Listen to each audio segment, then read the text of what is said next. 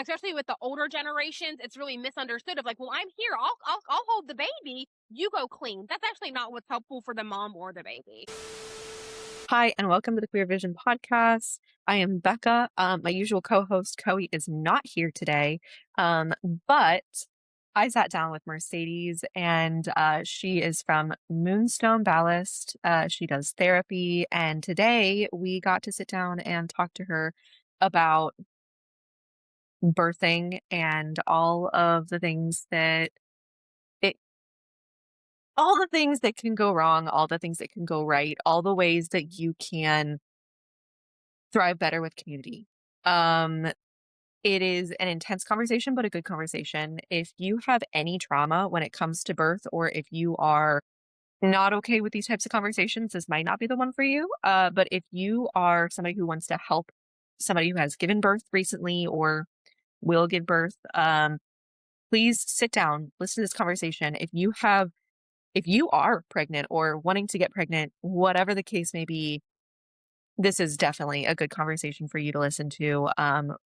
We we talked about a lot and we learned a lot. So sit back, relax, and join Mercedes.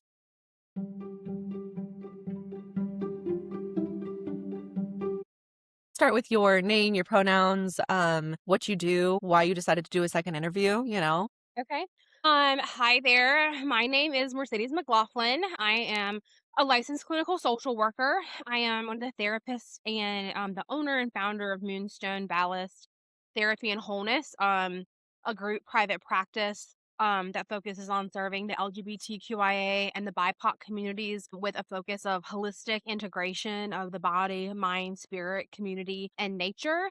And I wanted to come on today, I believe, right, we're talking about like maternal mental health and how that, impacts women and people who bear children. And so I wanted to, it's a very near and dear topic to me.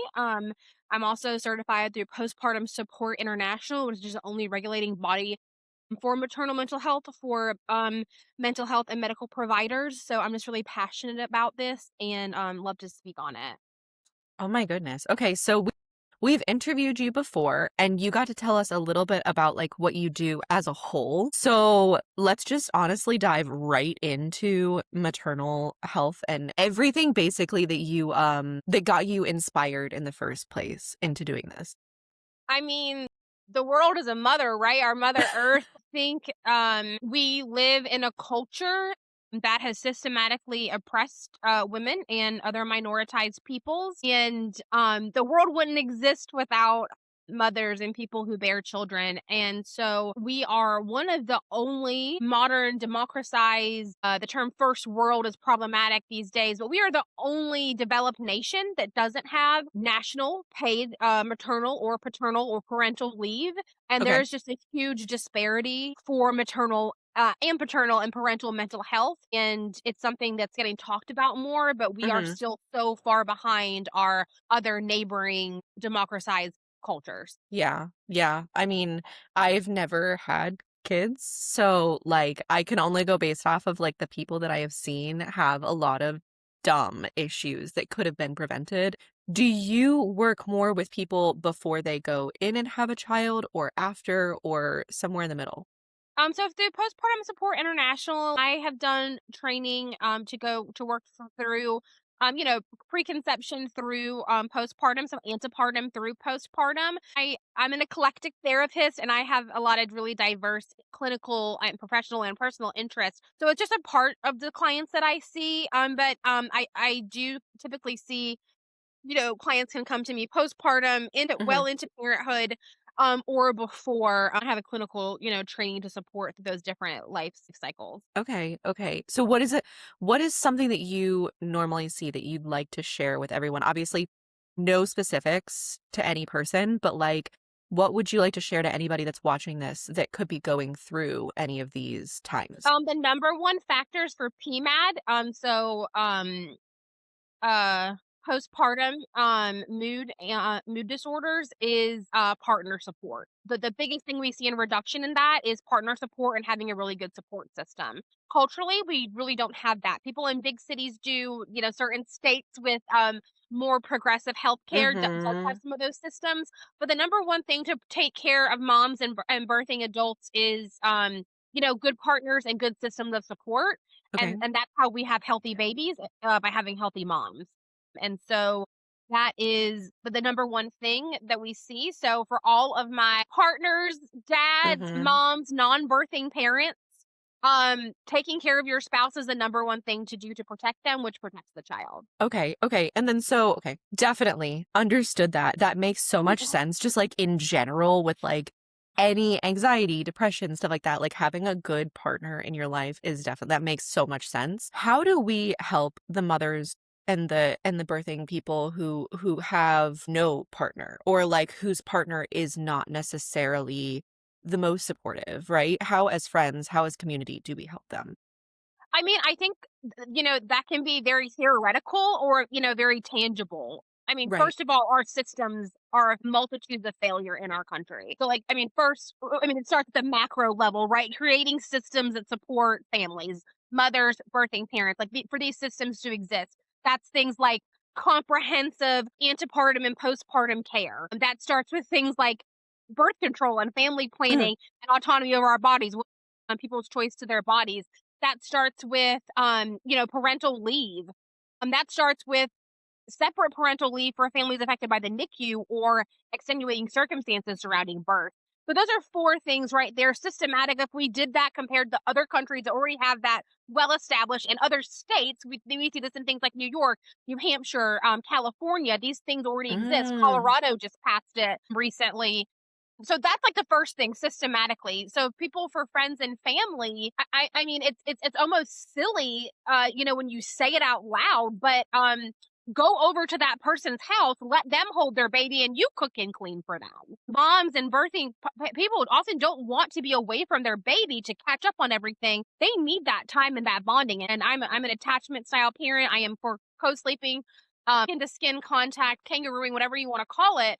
The best thing for that parent, that mom, that birthing person is to have that time with their baby. And if you want to mhm, support them, cook a meal. Nesting parties are great. In the last trimester, coming over, helping them deep clean their house and having 3 or 4 friends cook a few weeks of freezer meal so they don't have to cook and prepare. Again, access to breastfeeding supplies, breastfeeding education, pumps, milk bags, things like that. Friends going over and saying, "Hey, I'm going to help you in the middle of the night. I'm going to come over for a weekend." And, with breastfeeding or chest feeding, comes into play, but I'm going to help you in the night. So if you breastfeed, then I'll change the baby and put it back to sleep. And because that first couple of weeks is so detrimental psychologically from the lack of sleep to really just showing up. I mean, besides like offering, of course, financial help or things like that, but being there, being present, supporting with the household needs, but not expecting to say, "Oh, well, I'll hold and cuddle the baby and you go clean." No, let right, the mom sit there and rest. She just had her whole body ripped open. Let her sit right. there and rest. You cook and clean for her. Like that is a huge help. And I think, especially with the older generations, it's really misunderstood of like, well, I'm here.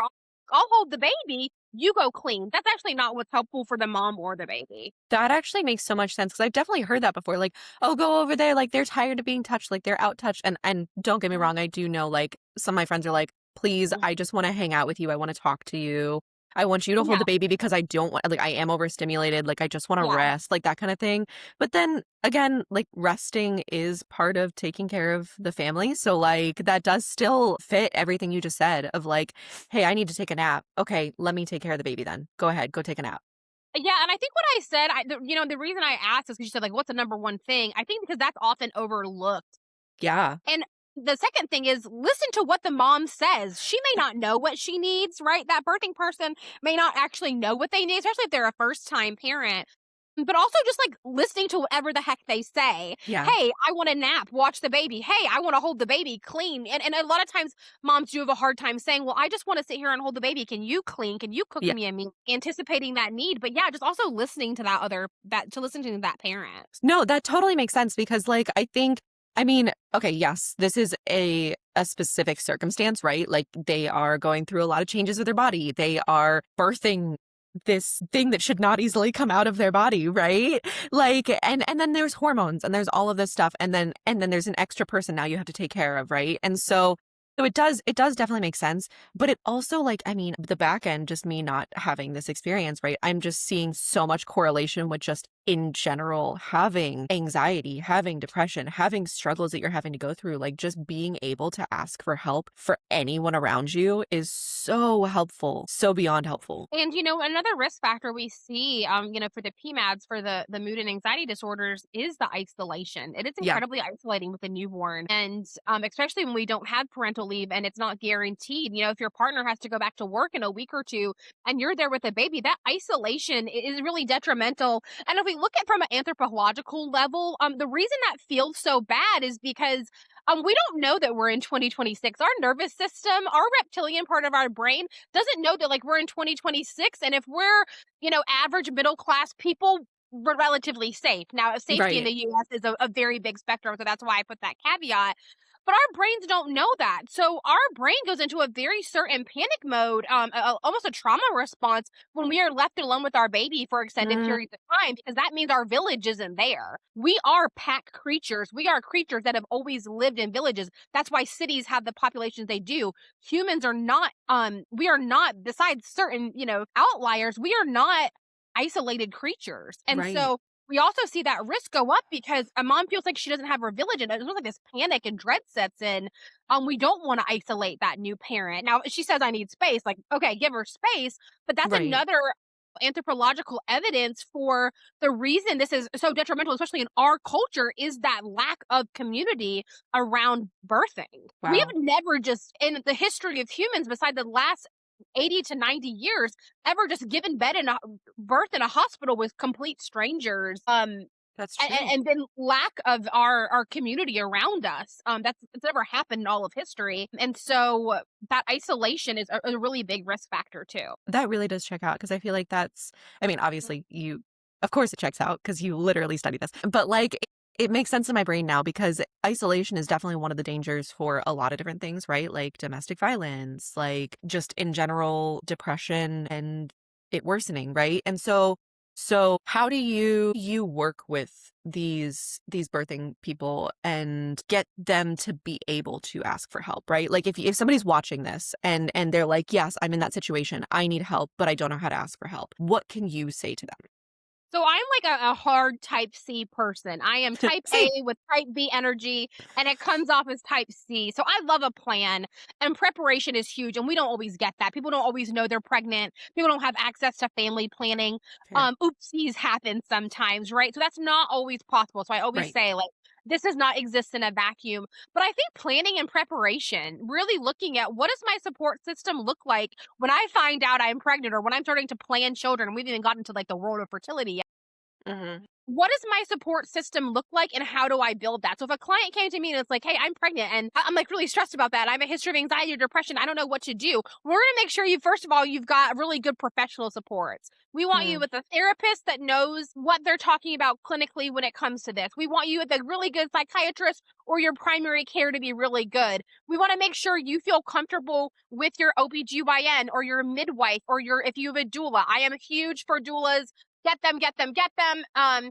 Do you have a doula? Do we have the means for that? Can we find a community resource? Yeah. If we want to go to that like community resource level, what exists in our community?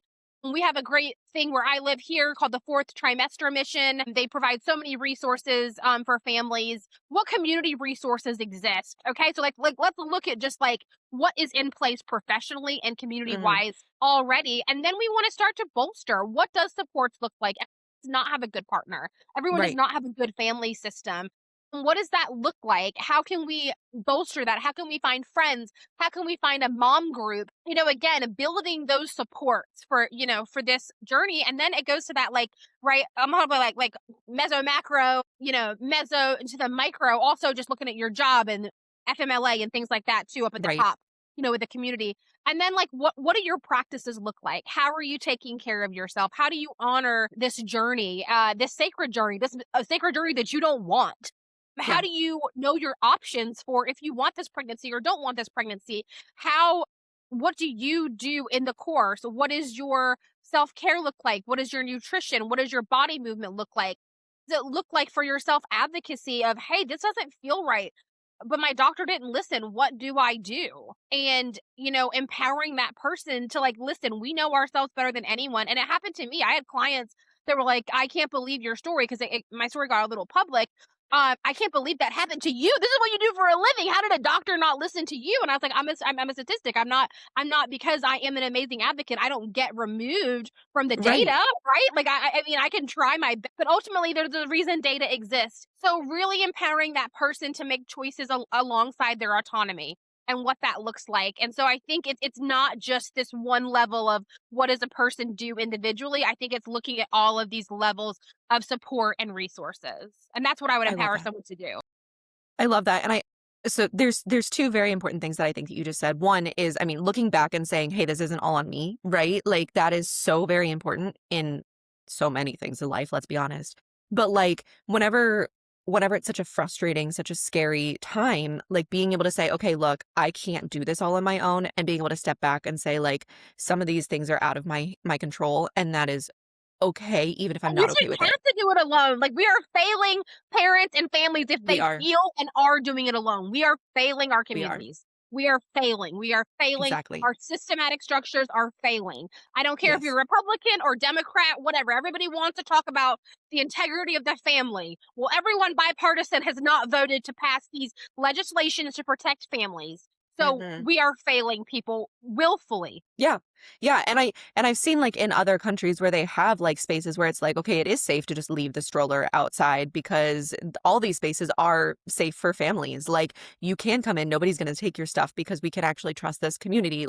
And I wish that we had that as a country. And I know there are spaces like that, don't get me wrong. I'm sure that there's amazing spaces in this country for that. And And it's I know not the that majority of existence. it is not. And I know that there are spaces where you need to be able to say, "Hey, this isn't a space for families," because that's part of keeping families safe, is saying, "This is not a space for kids. They will not be safe here. Let's make sure that's not gonna happen." And so, Or like, welcome. It's not even about safety sometimes. It's like, am I welcomed here? Is this a yes. comfortable space? Yes, and there is that too, right, right, right? And so we have to acknowledge that, and we have to pay attention to that. But the other thing that I did wanna point out is that you calling yourself a statistic, you saying, like, "Me being an advocate does not remove me from the possibility of being a statistic," is so important, and that just, like, honestly, like, punched me in the face a little bit because, like, I think sometimes whenever you do advocacy, when you are always thinking about all these possibilities, when you have the what ifs in your brain all the time, you're like, "I'm preparing for everything. I'm prepared. I'm prepared. I'm prepared. It's not going to happen to me because I'm prepared." That's not the case. And so whenever it does happen, if something does happen, you're like, "Well, what did I do wrong? What could I have done better? What should I have done?" And so it puts even more stress on yourself and on your body and on your mental health. And so I think that is so important that you can step back and, like, that hopefully the people that have had experiences like that can see this and step back and say, "I did nothing wrong. I did ask for help," or "I wasn't in the place to ask for help," or "I wasn't able to advocate for myself because the doctor just straight up didn't listen. There's nothing that I could have done in that situation."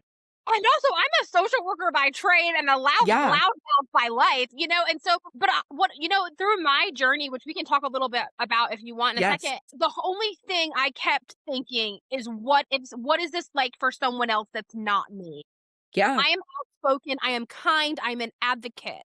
I am educated, I have a broad and intelligent, and I'm not saying those things as a boastful thing, I'm saying that I'm a master's educated person also that wants to pursue my degree. I have a wide, vastly understanding of the English language, and I have an understanding of our medical system. What happens to the immigrant who's sitting there that doesn't speak English, that has Oh, nothing yeah. to do but trust? What happens to the person that has the darkest skin that's walked in that day, that walks in with a nurse who is openly prejudiced Ooh. against that? What happens to the person that is traveling that knows nothing about our culture that an emergency happens to? For me, my journey, and I've been waiting to get to a point to be able to share more, till I'm, good and stable. My journey the whole time, I did not separate what does a person without my strengths, talents, and abilities look like? What does this look like for non-socially just social worker people? What does this look like for people who are the most vulnerable? And that's really Right. scary if you hear what happened to let led to my story. Yeah, no, and I am comfortable, and I processed it. I've been in trauma theory. I've done all trauma therapy. I've done all the things. So I'm a very type C person. I got A planner energy, B kind of slight chaos. It comes out as a C. And so, I was really prepared. But a 3-year fertility journey had everyone my whole life told me, you're gonna be like the best pregnant person. It's gonna be wonderful. And it really was. I had a really easy pregnancy. I was able to power lift through it, go to the gym. I had about like 7 to 8 days of like nausea.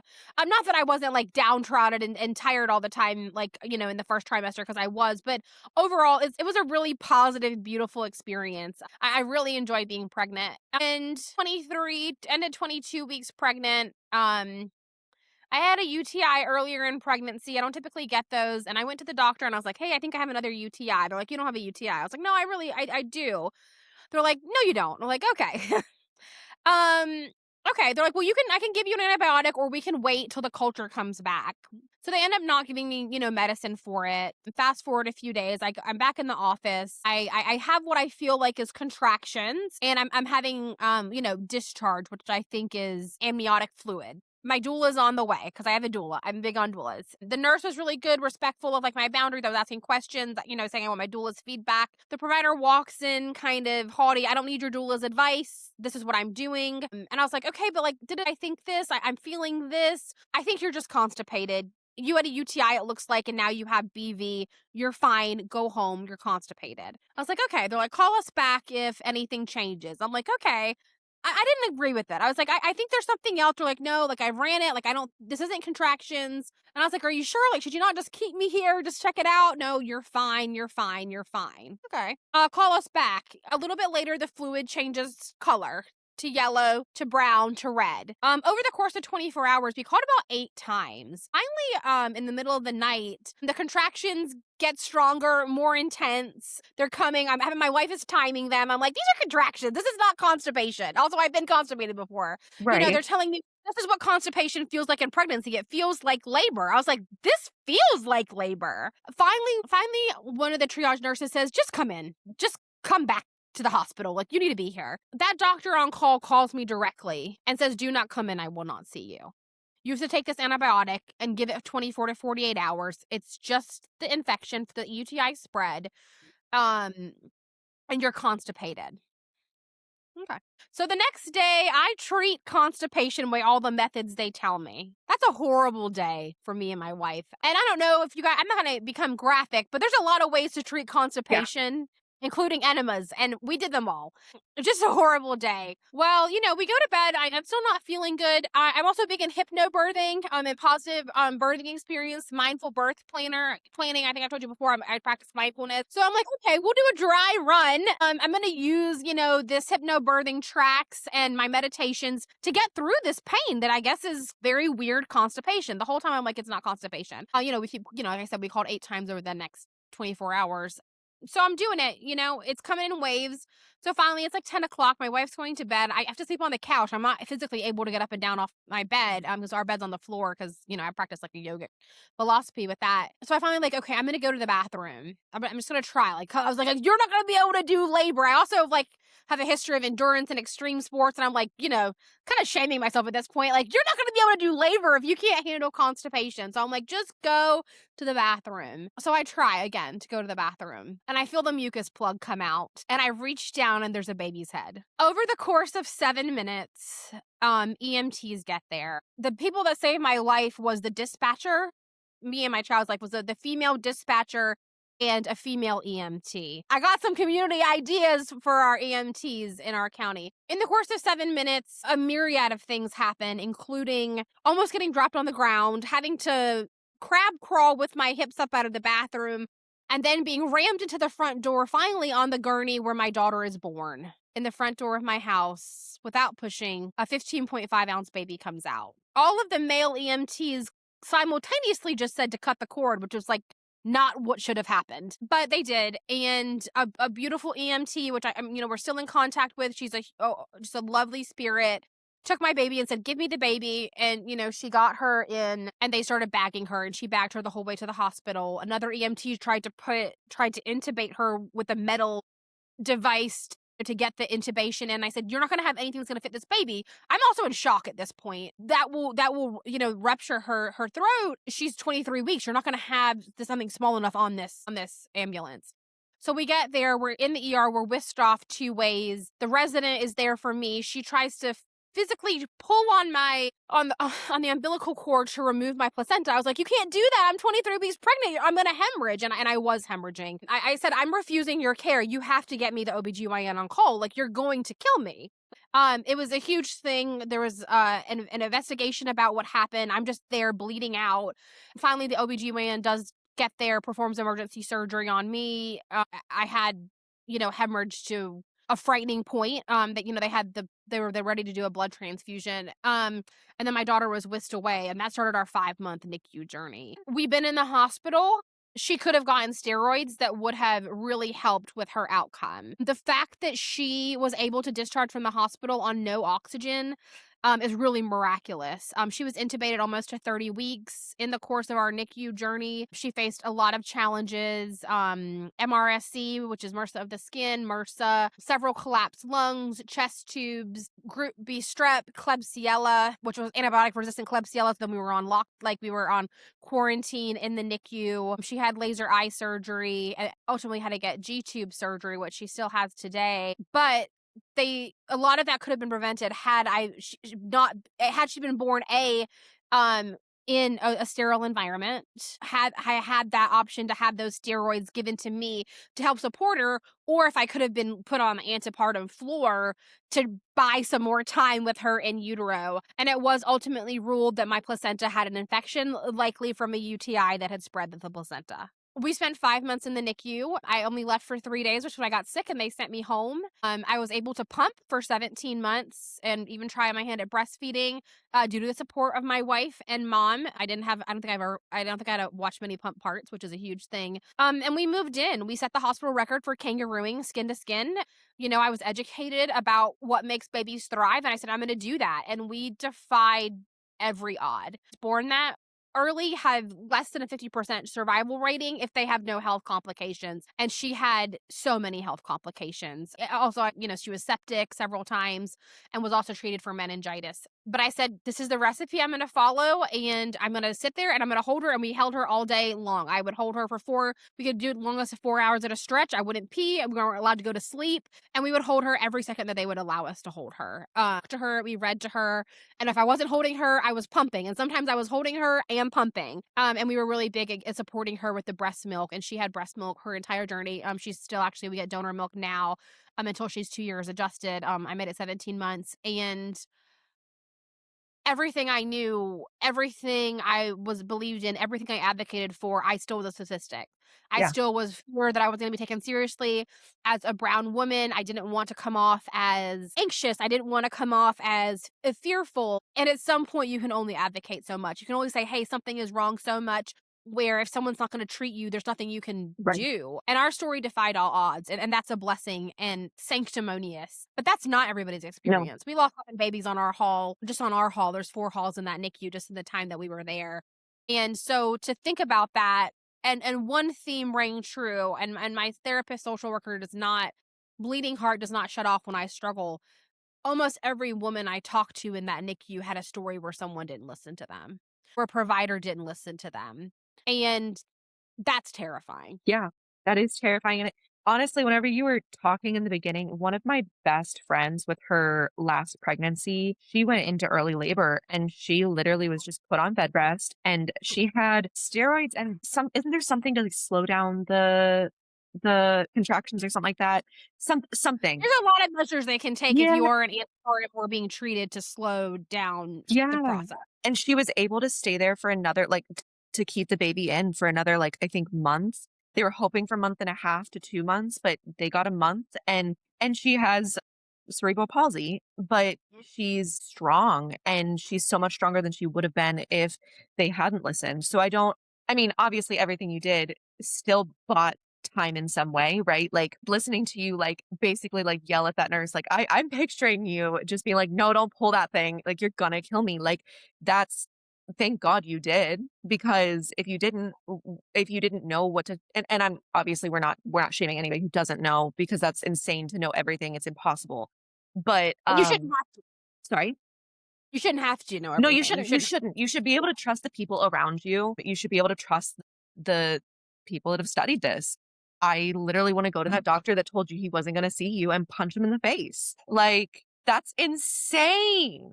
That's And it was insane. a woman doctor too, which for me, it made it, like, harder in a different way because Oh, I can see the failings of a male doctor, I but was it was a woman. assuming I was assuming a man because I was like, only a man would be that dumb. Yeah, no, but no, it was really hard, and no, you shouldn't have to, and I shouldn't have had to advocate No. for myself with the EMTs here, with them almost dropping me, with them trying to pull me by my legs, running me into the door, which ultimately, birthed my daughter, which, maybe was a miracle in some sense. And to say, like, "Do not pull this umbilical cord, you I mean, I will bleed out," and I already was, all in shock, like, I was Yeah. in shock the whole time. I would have been dead if I didn't advocate for Yeah. myself. I never should have had to in that state. And a lot of people are dead or have lost their baby because they weren't able to advocate for themselves or because they had to, because nobody was listening, because somebody just thought they knew more than this person that knows their body, right? And so that is absurd. I'm so sorry you had to go through that, but I am very, very Thank glad that you. the outcome is that you have a baby that is going to be so strong. She's a toddler. She is strong and feisty. She also had a brain bleed, which by a miracle of God resolved. Cerebral palsy was talked about a lot. I thought I was going home with a baby. If I went home with a baby, I mean, it was really talked about. I was going home with a baby on oxygen and Mhm. probably like needing a lot of medical support. And the G tube was tough, and we fought kind of back on that decision a little bit. Because she was eating orally, but she had Mhm. been so tiny, we were so worried about her weight. So that was the thing, and she had breastfed too. So that was the thing we kind of went back and forth with the oral aversion from being intubated so long. But I mean, they talked a lot about cerebral palsy, but I mean, there was a solid 2 months in there where it was just day by day, minute by minute. Yeah. Like I would say, like ask a question, they're like, we don't know. Right. I mean, when the first day my daughter was there, the wonderful people were the only ones allowed in. From Now I Lay Me Down to Sleep, they come in and they offer free photography service for babies in palliative care on hospice or babies, that, maybe time limited. And so my photos, my newborn photos of my daughter are me sobbing in black and white because they don't do the photos in color either because the babies are often in such critical condition. And my daughter was in critical condition, but she was the only one allowed in. I have now millions of photos of us smiling with her and endlessly, but that was my reality. Was we're trying to get through the next 5 minutes. Like Right. can't even talk about prognosis. We can't even talk about long-term care. And it didn't have to be that way, right? I will use that trauma. I will use that experience to continue to advocate, to talk about these topics, to be a voice to people that can't or haven't been allowed or aren't supported to use theirs. Mhm. But stuff like that forever changes you. Yeah, it really does. So, what do you recommend for the people that have gone through something similar to you, and have had similar outcomes or even worse outcomes? How do you recommend processing that and working through that? Because obviously you have had to do that. So, Yeah, how do you I recommend mean, it? therapy I mean, I've been in therapy weekly the whole time. I really use that support. For some people, I think support groups, there's a lot of really great NICU support groups. There's also, therapy there's peer-to-peer groups, there's therapy groups. A lot of hospitals, NICUs have them. And for me, that wasn't a place I wanted to be, not because I did it, not because it's really easy for me to get into a caretaker role, and I couldn't Um, caretake in any capacity. And I'm really good at, being a support to others. And it was not a time that I could I didn't have the emotional capacity to know when I knew where we were and how early we were that we would at least be there for 4 months. I knew I did not have the capacity to caretake. I told my friends, I told my mother, I told everyone, I was like, I cannot, like, this has to take all of my capacity. So for me, that wasn't what I chose to do. And I did a few things that got me through that I'm not sure would always be helpful to others. But those support groups, those therapy peer to peer groups are helpful. And then there's a ton of Facebook groups. There's a ton, and I think they're really helpful, depending on, again, I think knowing your emotional needs first is helpful too, but there's a lot of support and resources in there. I also would recommend talking to the hospital social worker, that kind of thought of what would it be in someone else. My wife and I moved into the NICU. We moved in. It was decorated. It was beautiful. I changed my work schedule, and my wife ended up, taking leave from her job. We also had a ton of community support. There were GoFundMe in our honor. Our church raised money. There were several fundraisers locally for us, and we were supported in a way that probably the average person wouldn't be Right. supported because of the community that we did and do have. And I will name some of those organizations just now, just Yeah. to honor that. The Unitarian Universalist Congregation of Wilmington was a huge support.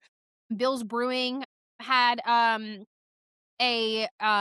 fundraiser in our honor. A local motorcycle group had an honor. I will have to get the exact name on that if you want to put that in the comments.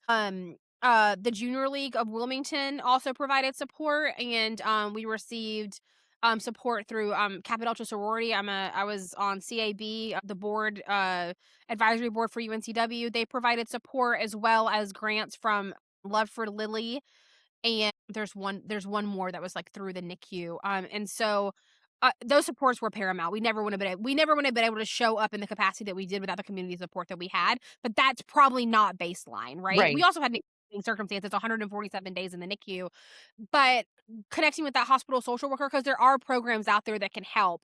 Our NICU had a great thing called Baby Bucks, where they would give you $18 a day, you could use on campus for food. They also had a lovely assortment of food and snacks, available daily. Our hospital here is a baby-friendly hospital, so they also had sleep rooms and showers, and we were able to room in with our baby. That was a huge thing too, that they had a pull-out cot and we could stay there in the NICU, because every NICU is different, especially level Right. 3 and level 4 NICUs, and that's not always available. So I would say telling someone to look at, friends and family, and, with that caveat, hopefully they can understand that very liminal space of the NICU, or, the birthing experience, online groups, support groups, and then, again, those community resources that already exist. Okay, I love that so much that you were able to have so much support. And honestly, like when you were talking to and you were saying it's probably not the baseline for everyone to have this type of community. Like that's so sad because I feel like it could be. I feel like if we just watched out for each other, then it would be. And I think like that's just like the conversation through every single interview that we've had is the most important thing to surviving right now is community. And it doesn't matter if you are a birthing person or if you are a trans person or if you just have anxiety or if you're going through a breakup or it doesn't matter. The answer is community. And that looks so different for every single person, whether it means, hey, I just go to the same spot every single morning and they know my coffee order. Or, and they know to watch out for me. They know if I don't show up on a Friday, then something might be wrong. Hey, check in. Or it could be talking to your neighbors every day and saying, yeah, I haven't heard from this neighbor. Let's go check in on them. Or, I saw this neighbor got let go from their job. Let's go check in and see how we can help. Like it Yeah. means something different for every single person because it depends on what your capabilities are. It's not everybody has money to be able to lend, right? Not everybody has time to be able to lend. And you have to figure out what you can do in this society, but whenever we work together, that's how we're gonna survive. That's how we're gonna get through times like this. It's how we're going to survive, like, well, the government right now, right? And so, like, we have to be willing, though, to help other people to be able to receive that help too. And I don't mean like you give what you get. That's absurd. But it is like community is community, right?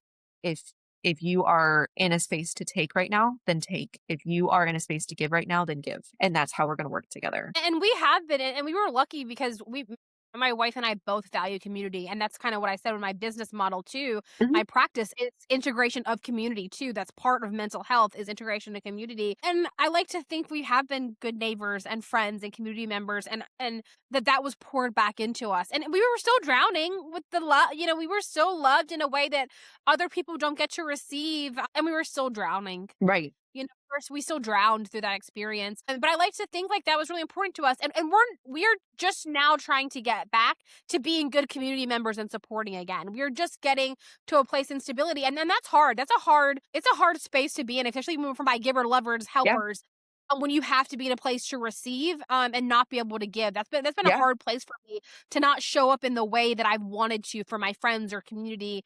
But I have to. We have to acknowledge capacity, and You do. it's access to everyone around. us. And this is just one way, writing for, Queerolina, starting, these interviews, coming to the event next weekend. And this is just ways I'm trying to put back into the community right now for myself. In the ways that I have capacity for. Like I said, last week we were Exactly. supposed to be on here and I called you 3 minutes before and said, I'm sorry, I can't come. But people have to acknowledge their capacity Yeah. in this. And I think huge thing too of seeing that. And I think that also goes to that question of like, well, what tips do you do? I think like self-knowledge and like understanding where you're at and what capacities are Yeah. matters a lot. Yeah, and something I've also noticed is that your capacity changes every single day, right? And you have to be okay with that. And you can't always give 100%. Like I saw an analogy somewhere, I don't know where it was, but it was like if you have an engine and the capacity is 4 horsepowers and you give 4 horsepowers every single day and you're I constantly think running that it, it will explode and that's not feasible. So you have to run it at like 50% at most, or some days it's 30%. Some days it's 80, sometimes you need it to be 100, but you can't consistently have it be 100%. And so like that's something that I think you need to acknowledge with your body, especially once you've just had a child or once you're working with a new child if you've adopted or if you are the partner to the person that just gave birth, right? Your capacity is going to change every single second of every single day. And sometimes you'll look at something and be like, I got this. Let's go. Like, I'm going to clean the entire house. Like, I'm going to get this all done. And some days you'll look and be like, I don't have the energy to make the bed. Yeah, and there's a great analogy we use a lot for chronic health clients called the spoons Oh, theory. yeah, the spoons. And also for like neurodivergent clients, because that's also a dynamic capacity as well. And the spoons theory, for anyone who doesn't know, every day we have a certain amount of spoons. Sometimes it's 10, sometimes it's 7, sometimes it's 15, and different activities take certain amount of spoons for us, but we can't give out more spoons than we have. And so know your spoons, know how many you have, and then just because you have 15 also doesn't mean we have to use 15. Right. Sometimes, We can sometimes that has to we go can towards take yourself. some. Yeah. Yeah. Or it has to go towards tomorrow. Like, hey, you know what? I have a vendor market tomorrow. Then I'm not going to be able to use all these spoons today, or I will not be able to do the vendor market tomorrow. Right. So you have to recognize that and you have to be able to say, you know what? It's okay that I'm not okay right now. I mean, obviously you have to give to your child because they depend on you, but you don't have to give it all. You don't have to be like, let me, I don't know, go above and beyond right now. No, you are taking care of that child to make sure they are alive and they are fed and they are loved. That is it. That's all they need right now. And that journey looks different for everybody. I'm a 100%. huge breast and chest feeding advocate, but that is not realistic for everybody in our Mhm. culture. And it should be. It could be. It can be, but it's not. And so I think also the shame Yeah. around parenthood is another thing I hear a lot of themes of. And that's kind of when every time I've said friends or family, like, with intention of what they can understand. And because moms come with mom guilt. I don't know what it is. I had it. Like, I don't know why that just comes in. You're trying so hard to take care of a living creature, but then there's a lot of shame in our culture surrounding parenting, and that's why our macro systems matter, because if we give parents time and grace and support, that trickles down. Right. But if we are trying to just survive and experience, that also trickles down. And so for any parent listening out there, from all of the ways we parent, don't shame yourself. You can still hold yourself accountable. You can still grow and develop in areas that need growth. But ultimately, remember, each day we are doing our best. And when we can do more, we will do better.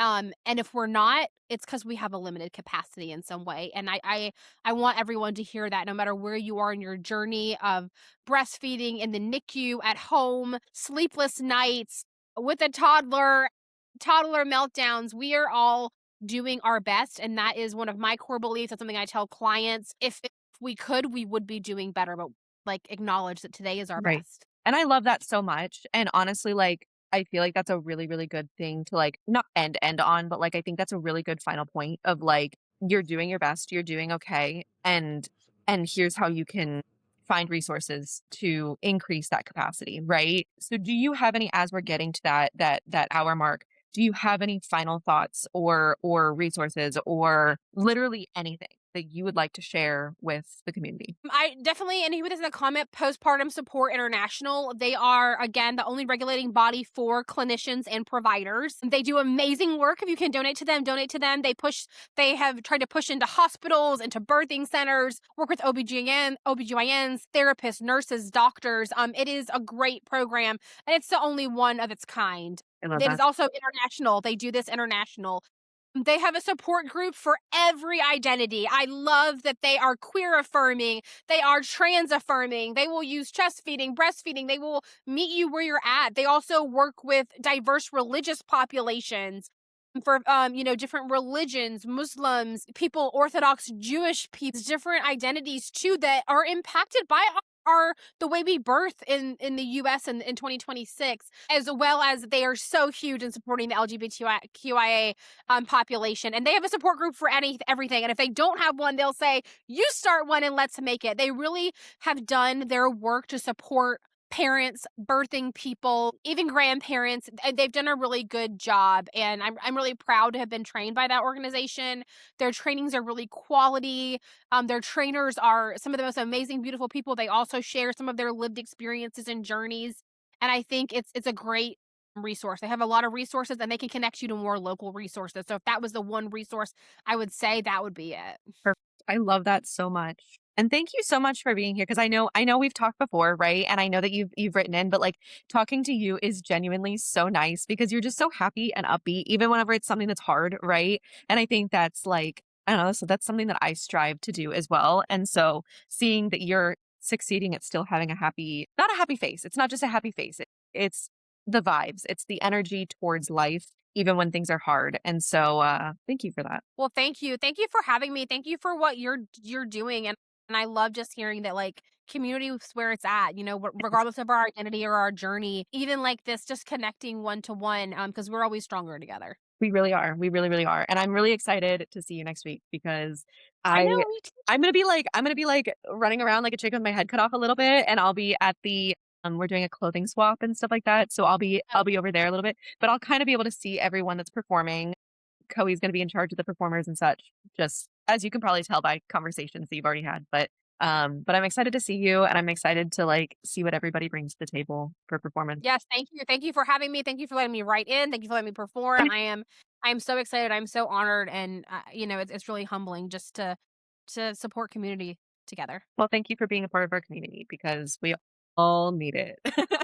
All right. Well, have a really good weekend and I will see you in a few days. Okay, perfect. I'll see you next week. Yeah. Bye.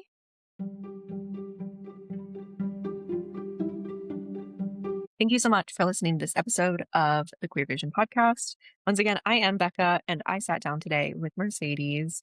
Um, you can go support Mercedes by going to the website Moonstone Ballast Therapy and Wholeness. So that is MoonstoneBallastTherapyandWholeness.com. So she was amazing. I love this conversation. I learned a lot about how I can be there for the people in my life who have given birth or who are going to, um, and for just community in general. So, um, thank you so much for joining us, and I hope that you have an amazing rest of your day. Bye. No, this is dumb.